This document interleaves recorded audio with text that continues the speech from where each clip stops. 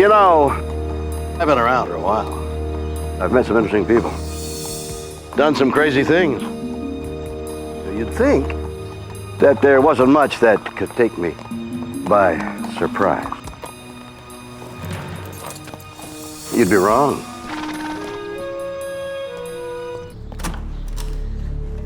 The world is full of stories and science and things that amaze and confound me every single day. Incredible mysteries that keep me awake at night. Some I can answer, and others just defy logic. Do animals have abilities beyond our comprehension?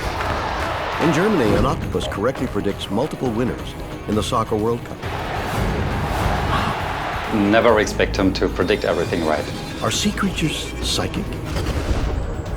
In Scotland, over 50 dogs mysteriously plunged to their death from the same bridge, leaving scientists baffled. Feet just left the ground and they were straight over.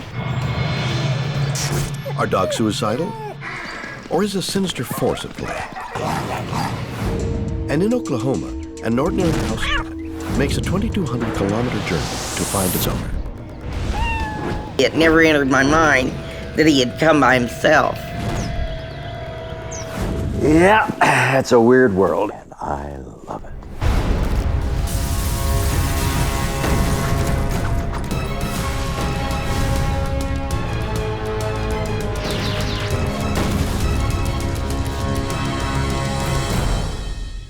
You know, I'm fascinated by the animal kingdom.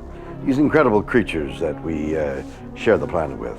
But how much do we really know about them? Well, quite a lot, actually.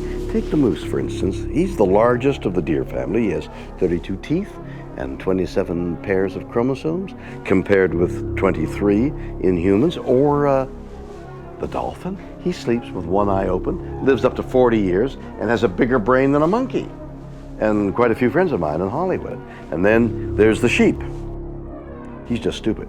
But what about those animals we're not so familiar with, like this guy? Huh? An octopus. Well, we know he has 3 hearts, no bones, and blue blood. But here's something you might not know. He's psychic. June 13th, 2010. As Germany gears up for the long-awaited World Cup Soccer Championships, an aquarium in the town of Oberhausen is preparing to launch a unique publicity stunt. The aquarium will use its resident octopus named Paul to try and pick the winners of each match Germany competes in. Oliver Valenciak is a curator at Sea Life. We started to do the predictions with Paul just to entertain our visitors and to get some regional press. The idea is simple. There are 2 plexiglass boxes marked with the opposing team's flags. Each box contains a live mussel, Paul's favorite treat. All the octopus has to do is lift the lid to get at the food inside. We put the 2 boxes into the tank, and Paul had to decide which mussel he will eat, and this team will win. World Cup fever runs high in Germany, where huge sums are bet on the outcome. But at Sea Life, no one is expecting much from Paul, who's never shown any particular talent for anything. Octopuses are quite fantastic creatures of the sea, and it's very funny to work with them because they interact with the keepers. It's very different from fish, for example. They can also interact, but not as an octopus, because they spit on you or they play with your feeding stick or whatever. When I saw Paul, it was a very cute octopus, a nice one, but not that different from any other octopus I already met. On the day of Paul's first prediction, there's little interest in the story. There was very low attention from the media, and it was just a few photographs from the regional press. Oliver's not even sure if the octopus, which has never been trained to perform tricks, will even take part. The game against Australia was just to see if Paul is working like we want him to work. To Oliver's surprise, not only does Paul eagerly participate, he correctly predicts the winning team, Germany. He just had a lot of luck. But then something happens which makes Oliver question everything. about sea creatures. Paul makes another correct prediction, and another. And with each one, word spreads about the octopus that seems to know which team will win before the match is even played. The staff recognized that there's something special was happening. By the time Germany faces off in a much anticipated match against England, Paul has become a media sensation. Also, the international press wanted to have interviews. The Washington Post had an article about Paul. Weirdly, Paul is apparently aware of the attention he's getting. He even seems to enjoy it. When the first reporters came in front of the tank, he started to play with the reporters, so he really recognized it, and it seemed that he also had some fun.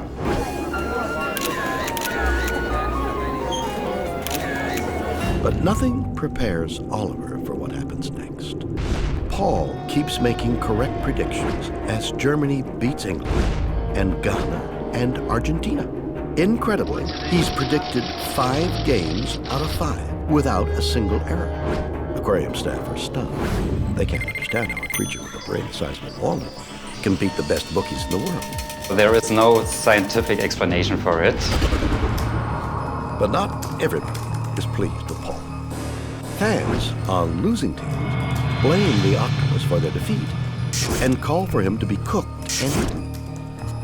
The first death threats he got were when he picked the German against Argentina. Paul gets in even more hot water when he dares to predict that his home team, Germany, would be beaten by Spain. But he's right again. And by the time the finals roll around, media interest in Paul has reached a fever pitch. You can imagine 150 reporters and live broadcasts in front of a tank, and you are there with the boxes and think, oh God, do anything. I don't care what you do, but do anything, please. 700 million people watch the game between Spain and the Netherlands. Paul makes his final and most important prediction, eating the mussel in the box marked Spain. This was, I would say, the most thrilling prediction. Paul is right again. Even now, Oliver is still mystified by Paul's achievements. There were thousands of animals doing predictions during the 2010 championship, but Paul was the only one having all 8 games right. When the World Cup was over, we decided that Paul retires. He don't have to do any more predictions, and unfortunately he died in October 2010 because he was old age. But we decided to cremate him and to put his ash in an urn so that everybody who comes to Sea Life Oberhausen can still see a memorial. Calamari. Oh, sorry. This is awesome, isn't it? I mean, if an octopus can predict the winners of soccer games, just imagine what else they can do. Now, this guy's name is Jeff. Jeff, pick the winning numbers of the lottery. Come on, Jeff, get the winning numbers of the lottery. Jeff gets a little shy, okay? So one more time. What numbers are going to win the lottery?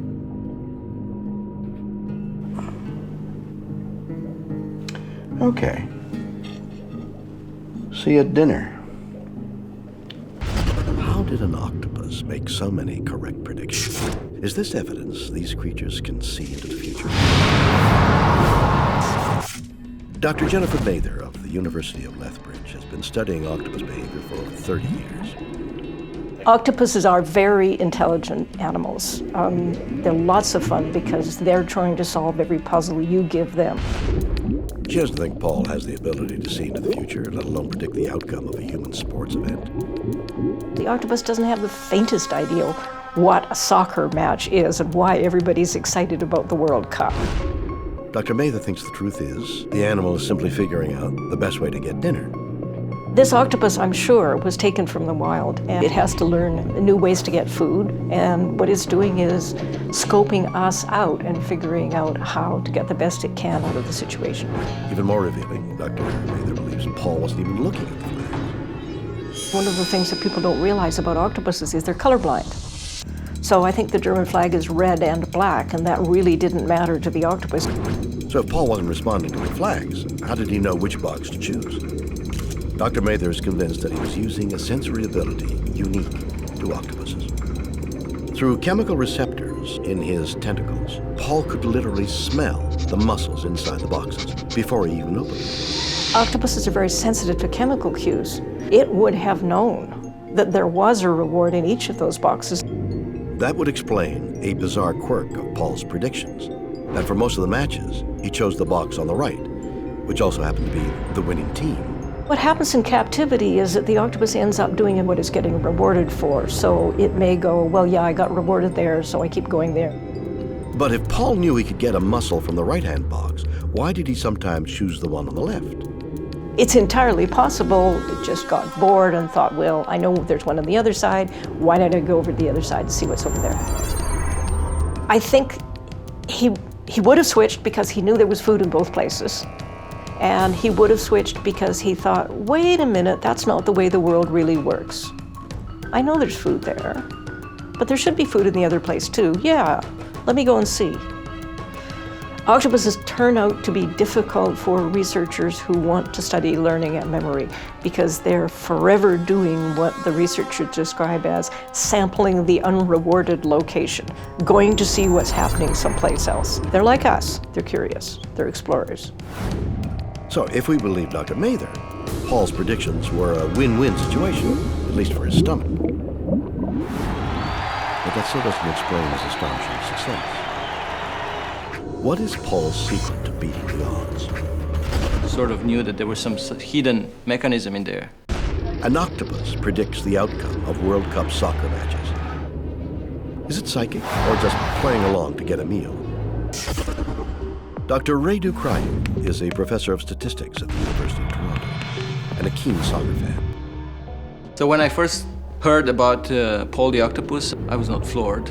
I sort of knew that there was some hidden mechanism in there. What I like about statistics is that you take this big block of data that is hiding inside a great mystery or a great story, and you try to unravel the block and get to the truth. Dr. Crayu claims that he has unlocked the secret of Paul's success. It all comes down to probability, the mathematical calculation of whether or not something is likely to happen. To pick the winner of a match correctly, it's the same as flipping a coin and calling it ahead of time. So it's 50% chance of calling it right. But Paul correctly predicted 8 matches in a row. The odds must be huge, mustn't they? To find out, Dr. Crayu uses a probability tree to represent each of the choices Paul made. It helps to go game by game. So game 1, you have 2 possible outcomes, a correct or a wrong guess. Game 2 comes, you have, again, 2 possible outcomes, correct, wrong, correct, wrong. Now, game 3, same story. He comes up with a surprising result. The chance for this octopus to actually predict all 8 games is about 1 in 256. Pretty small odds if we think of this was done at random. So, were Paul's accomplishments less impressive than they seemed? Perhaps. And there's another crucial element in play. Dr. Crayu says Paul wasn't the only animal predicting the World Cup. In fact, there were hundreds of creatures all over the world trying to do the same thing. We often hear about animal oracles, but we also have to understand that there are many others who have tried to be animal oracles and failed. With so many animals trying to pick winners, believes Dr. Crayu, one of them is bound to get it right. It's simply because it has to happen. By luck, by chance, it has to happen once. In a blue moon, but it can happen. The bottom line for Dr. Crayu? If we're gonna remember Paul for anything, we should remember him for being a very lucky octopus. So, was it all just a fluke? Or could there be another explanation? Author and animal rescuer Steve Kotler has been writing about the cognitive power of animals for nearly 2 decades. I'm surrounded by almost 30 animals every day, and the one thing that I know for sure is we don't know anything about animals. He doesn't rule out the possibility that Paul the Octopus was an oracle. I think we have to keep an open mind about the possibilities of Paul the Octopus, like we have to keep an open mind about the capabilities of all animals. Every time we've said there's an ability that animals don't have. They don't have tool use, they don't have language, they can't grieve, they don't love. All these things are things we used to believe animals couldn't do at all, and we now know are absolutely fact. Kotler points to recent discoveries that have shed new light on the animal kingdom. A really great example of an ability animals have that we don't have and we can't even begin to fathom comes from elephants. In the early 1980s, researchers discovered elephants are capable of emitting ultra-low frequency calls. Their stomachs make subsonic, low-frequency sounds. These sounds travel for hundreds of miles, and elephants can communicate this way. They seem to hear these sounds with sensors in their feet. Kotler suspects something similar was at work at the aquarium, with Paul actually reading the minds of the people around him. I think there were a lot of people in that room who wanted him to select the mussel with the German flag on it, and I think he was picking up on that vibe and reading something. Could it be that Paul can not only see into the future, but he's telepathic as well? We should always come at the natural world with a sense of mystery. We should never, ever, ever come at it with attitudes of expertise or really any kind of solid ground in our knowledge, because the one thing that we've learned scientifically over the past couple hundred years is every time we think we know something, this theory is right, this is absolutely how it's going to be, 20 years later it's been proved wrong. So trying to draw a box around animals and saying they have these abilities, they don't have these abilities, is ridiculous. What you have in this particular case is an octopus who successfully predicted the future 8 times in a row. We have no possible way of understanding the octopi universe. We don't have 8 arms, we don't live under the sea, we don't squirt ink. We have no idea what it's like to do those things, and that leaves to all kinds of wondrous possibilities. Did Paul use precognition to pick World Cup winners? Did he just get lucky? Or was he just looking for food like any old octopus? Whatever the truth, this story is weird. Or what?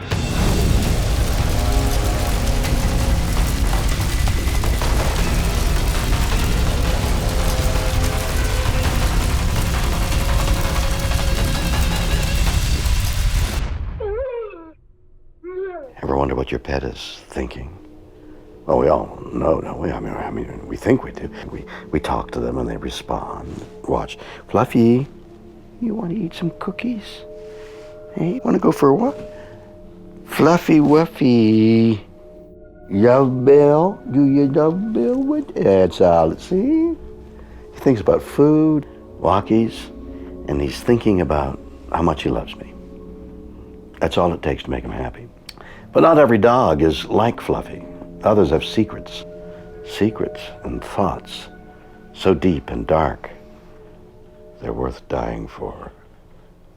Did you say something? March 2005, Dumbarton, Scotland. Donna Cooper is on an outing with her daughter and the family dog, Ben. They're exploring a 19th century country estate on the outskirts of town. We'd been out for about 2 hours, and then we were just finishing our walk when we came up the stairs and came to the bridge. Donna doesn't want Emma wandering off, especially near the bridge. But, busy with her daughter, Donna takes her eyes off the dog. I'm always aware of bridges, but generally you just say to the dog, come or heel, and they're generally right at your heel and they don't go anywhere. Suddenly, Ben rushes onto the bridge before Donna can react. Donna is stunned by what happens next.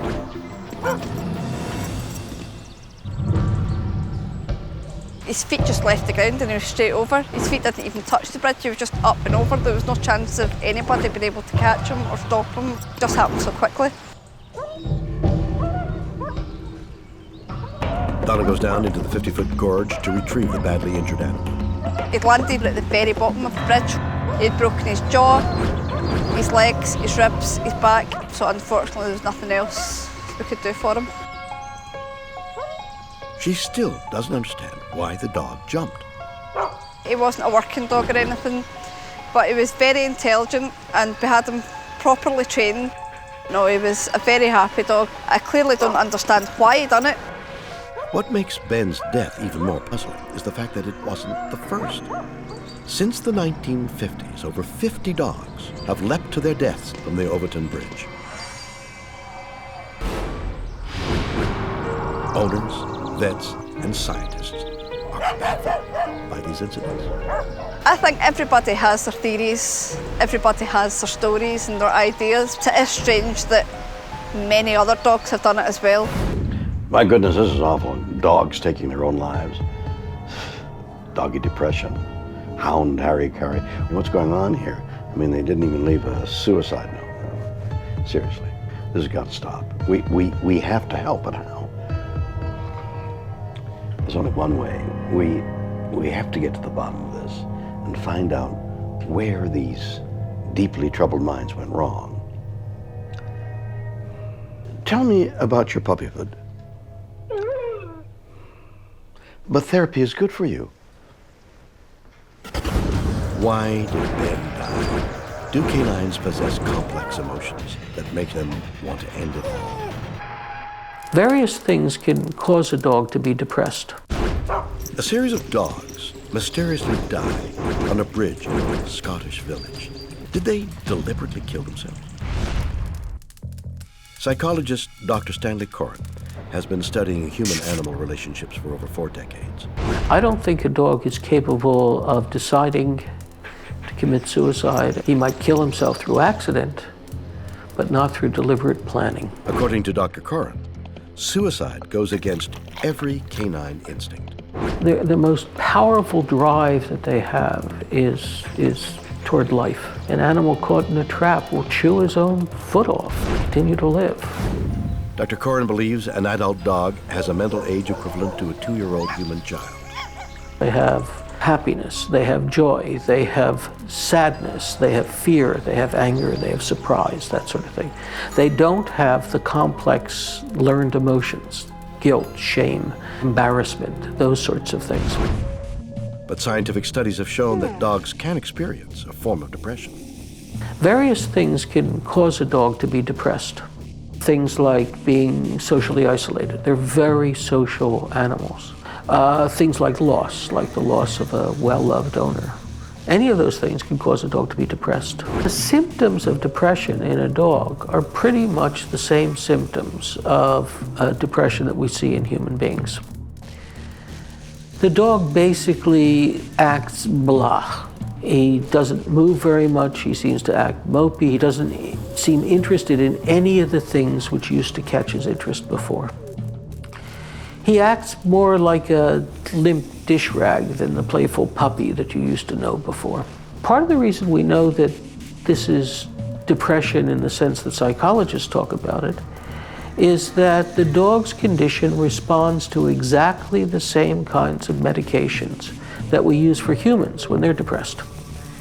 So, for example, if your dog is showing signs of depression, your veterinarian is apt to prescribe basically a beef-flavored version of Prozac, which is made by one of the major companies.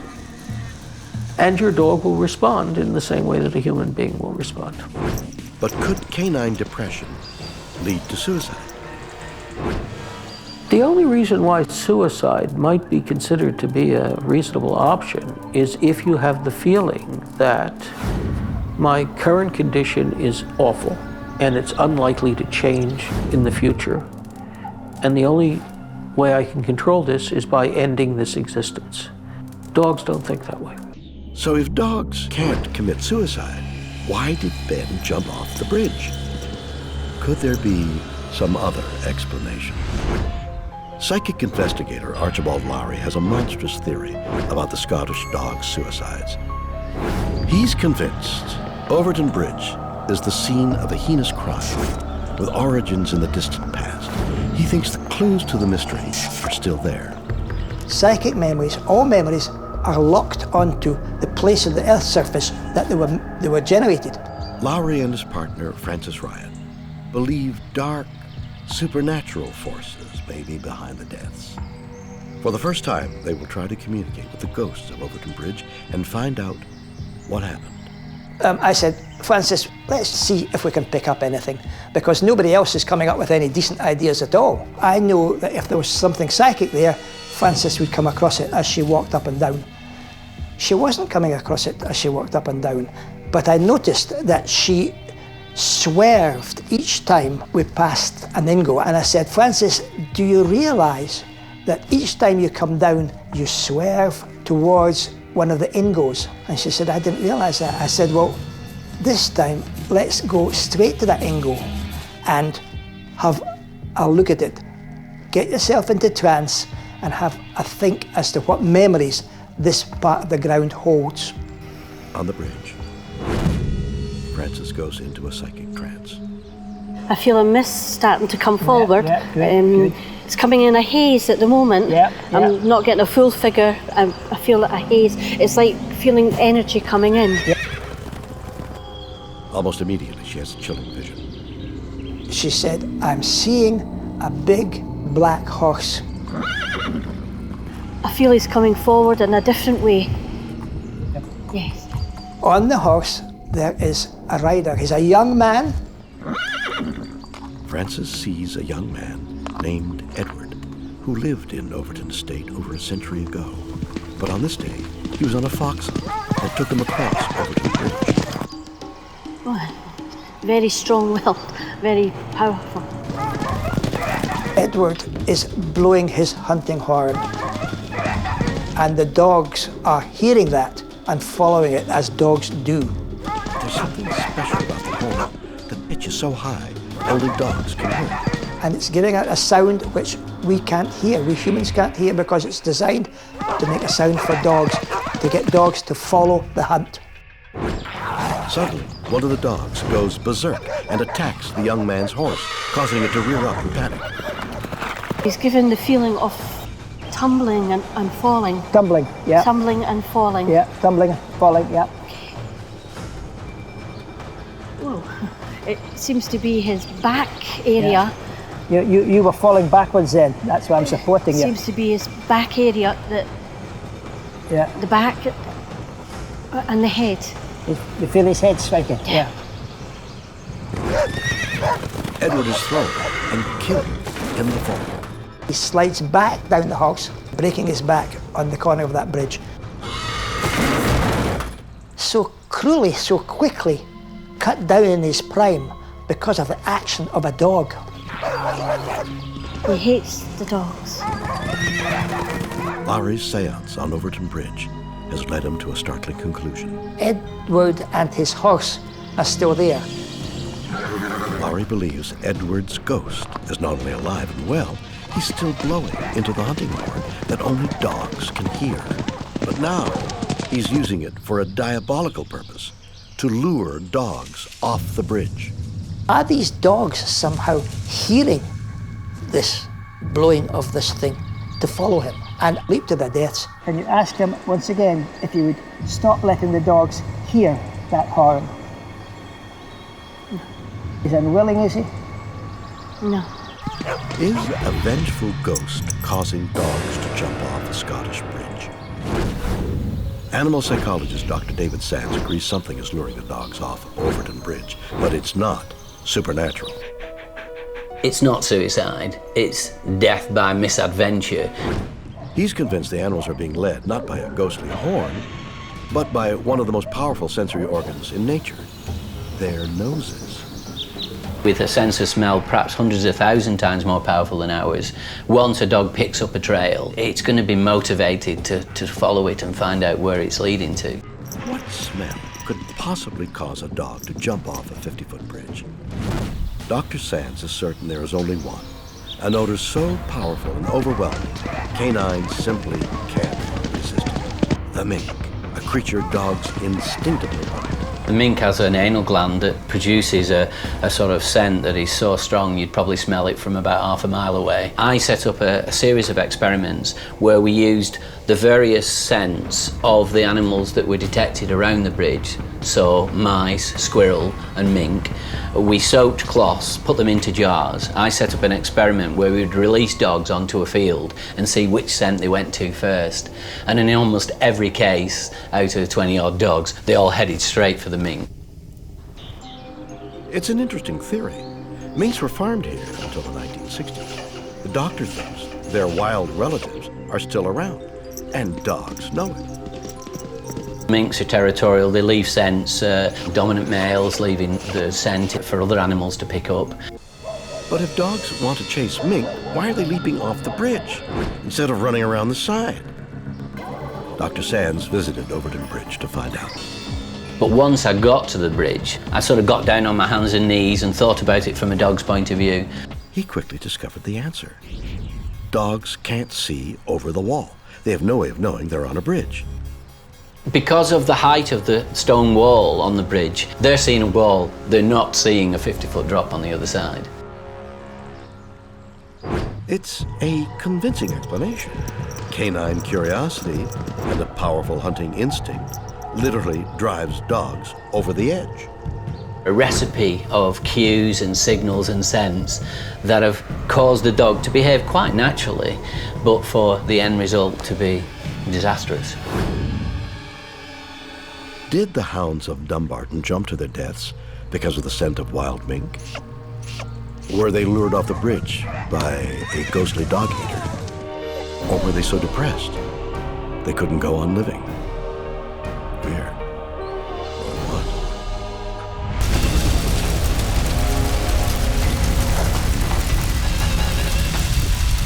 A house cat journeys 2,200 kilometers through 5 states to track down its owner.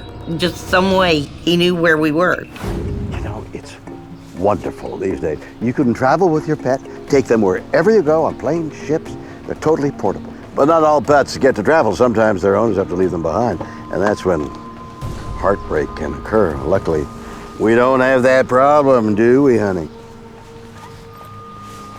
You ready? We're gonna go.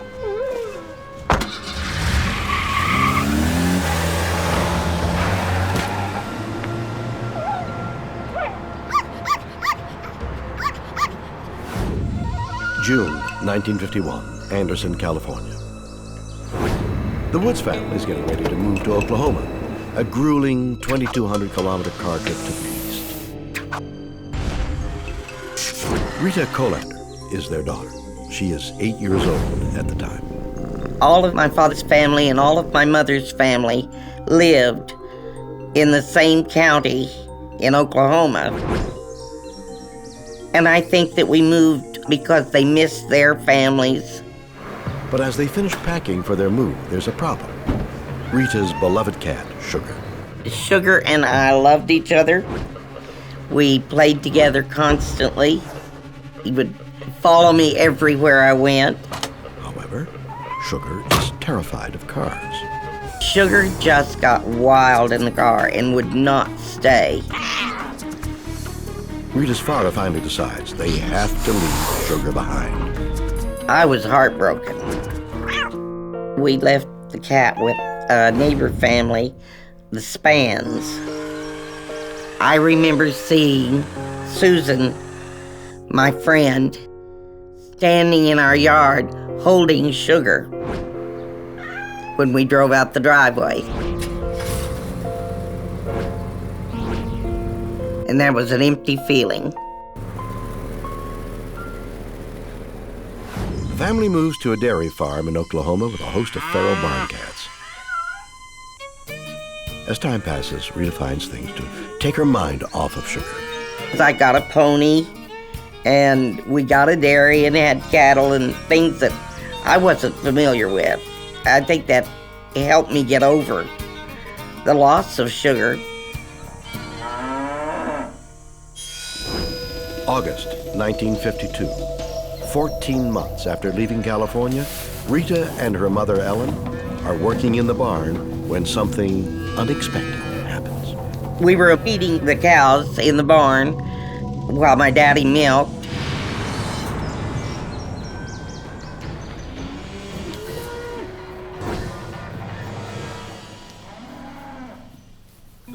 And this cat, it startled her.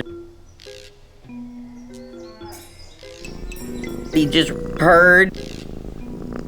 It was so obvious that he was a different cat than any we had there on the farm. The others were wild. We didn't have any other friendly cats. And the friendliness of the cat isn't the only thing. Ellen notices the emaciated animal bears an uncanny resemblance to Sugar, the pet they left behind. I was so excited because I thought by some miracle somebody had brought Sugar or we'd gotten him there some way. But Ellen pours cold water on Rita's excitement. My parents were very quick to say, it can't be Sugar, but it's a lot like him, looks a lot like him.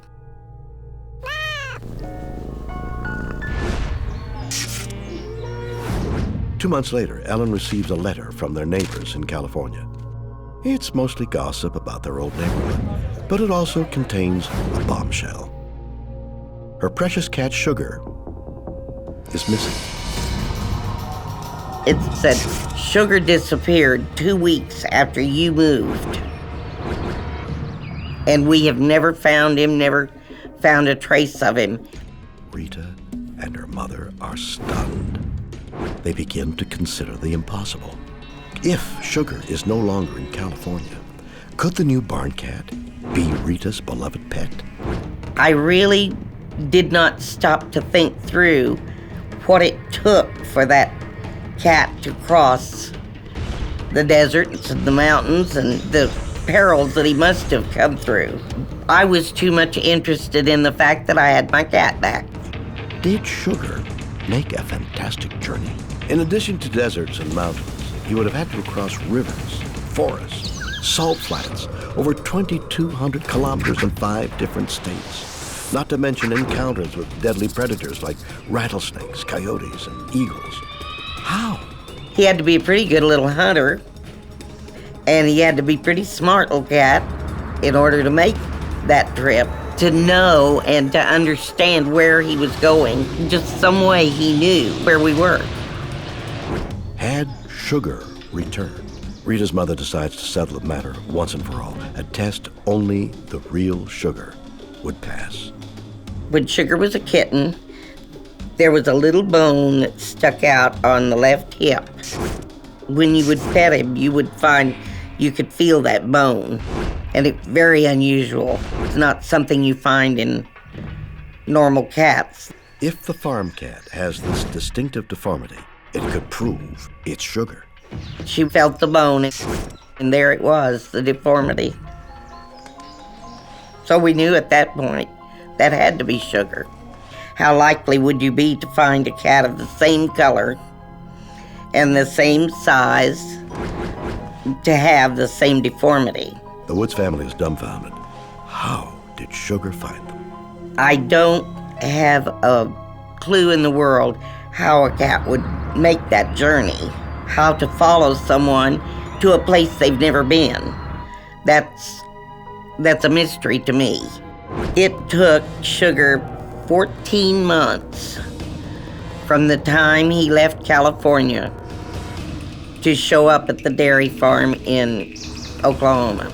It's a complete amazement to me, and always has been, how this could actually happen and how animals do this type of thing. I don't understand it. I think he was trying to come back to where he belonged, back to the family he belonged in. How did a house cat cross 5 states to a place it had never been before? Do animals possess navigational skills we are yet to comprehend? We certainly know that animals have sensory abilities that we don't have. A house cat named Sugar travels 2,200 kilometers to track down his owner. How could a domestic pet find its way over such vast distances? Behavioral neurobiologist Dr. Vern Bingman thinks the answer lies in something science has just begun to understand. We certainly know that animals have sensory abilities that we don't have. So birds can detect the Earth's magnetic field, we can't. Sharks can detect electric fields, we can't. Bats hear high-frequency sounds, we can't. Another is the ability to navigate. Dr. Bingman believes it's a skill domestic cats inherited from their wild cousins. If you look at lions in the African savanna, or even tigers in some Indian jungle, they have very large home ranges and they navigate quite well. Domestic cats are capable of carrying out these kinds of navigational computations to a place they've never been to before. Dr. Bingman thinks Sugar was also using a phenomenon found in her favorite snack, birds. Birds in general can take advantage of the stars, the Earth's magnetic field, the sun, to kind of establish compass bearings, to discriminate what we would call north, south, east, and west. Not only do birds possess an internal compass, they have something else that's extraordinary. A GPS knows that lets them smell their way to their destination. Homing pigeons can use atmospheric odors to navigate over hundreds of kilometers. Dr. Bingman believes Sugar could have used these same scent cues to navigate over vast distances. Somehow the animal from thousands of kilometers away is able to detect the smell and follow a gradient based on that smell to the home. Did Sugar detect her owner's smell from over 2,000 kilometers away? Dr. Bingman isn't surprised. He's convinced there's still much to learn about animals' innate talents. The last 10, 15 years has seen an enormous growth among scientists looking at issues that would be unthinkable 30, 40 years ago, issues related to what we call animal cognition and animal intelligence. Okay, exploring the capacity of animals to represent social relationships, the capacity of animals to communicate, the capacity of animals to learn and remember and problem solve. There's a mild revolution going on where scientists are legitimately looking at the remarkable cognitive abilities of animals. I've studied animal behavior for long enough to recognize that nothing is impossible. Do animals have super senses? Are the best tracker dogs actually cats? Or is this amazing story just an incredible coincidence? Professor of Applied Cognition, Dr. Graham Pike, doesn't believe cats have super sniffers. He thinks there's a much simpler explanation. It's not a particularly cat-like behaviour to travel such a long distance to somewhere it's never been before. He believes the cat that showed up in Oklahoma wasn't Sugar. It's all just a case of mistaken identity. As a cat lover, I'd love to believe this story was true. Everything I know about how human memory works suggests to me that this wasn't the same cat. Dr. Pike has studied cases of mistaken identity for almost 2 decades. He believes memory is unreliable and easily influenced by suggestion. Human memory isn't as accurate as we like to think. Expectations have a very powerful effect on memory. If you expect something to happen, then you tend to remember it happening. It's just the way memory works. But the cat in Oklahoma had the same bone deformity as Sugar. How could that be? Dr. Pike believes Rita's mother got it wrong and misremembered the shape of Sugar's bone defect. Hip bone deformity occurs in many cats. There are many cats that have that. It wasn't that Sugar the cat had this hip bone deformity and no other cat did. Dr. Pike is convinced there was another even more powerful factor influencing Rita's mother. She wanted the cat to be Sugar. If somebody really wants to believe something's true, it's actually not that difficult to convince yourself it is true. What's far more likely is that the people, once they'd moved, saw a cat that was similar to the one they left behind and became convinced that it was their cat. And in fact, their memories helped them with that.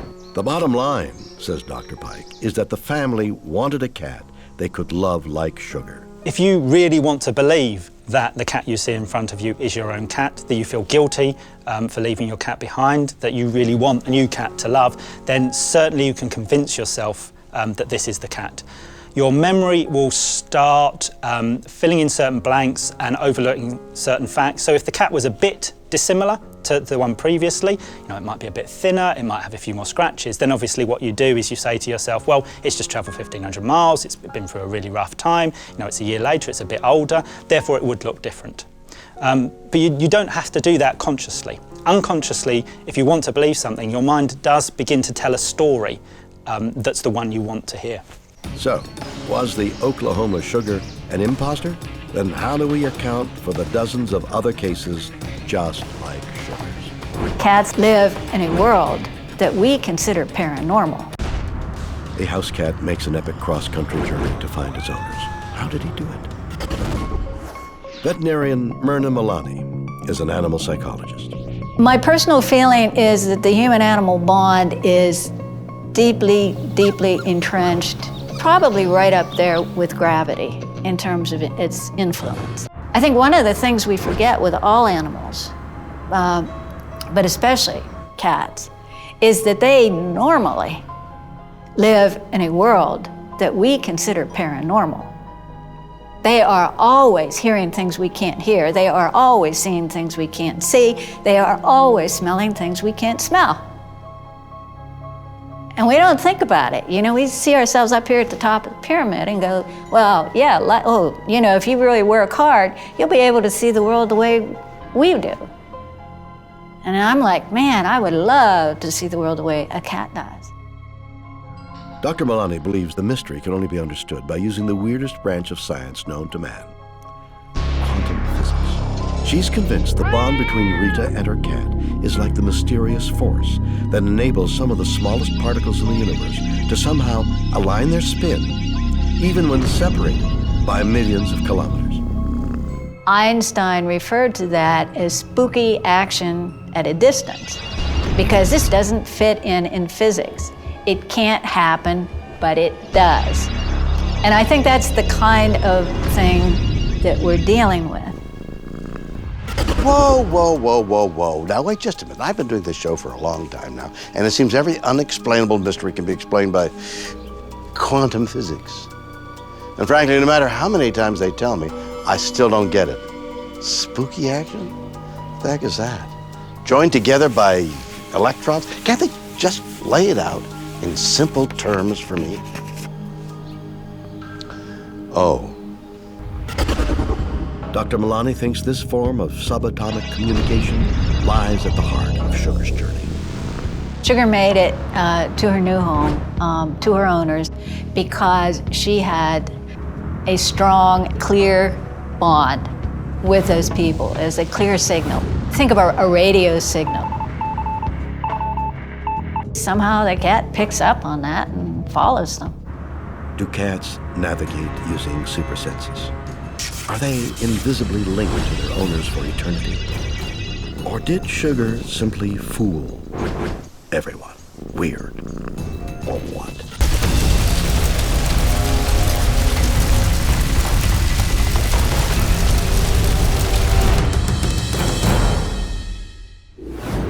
So there we have it. Stories of extraordinary animal powers from around the world. In Germany, an octopus predicts the winners of World Cup soccer. Can a sea creature tell the future? In Scotland, dogs inexplicably throw themselves off a bridge. Do canines commit suicide? And in Oklahoma, a cat travels thousands of kilometers to track down his owners. Are felines guided by super senses? Are these stories proof that animals have extraordinary powers? Can we dismiss their incredible exploits? You decide. Join me next time for more stories that will undoubtedly be weird or what.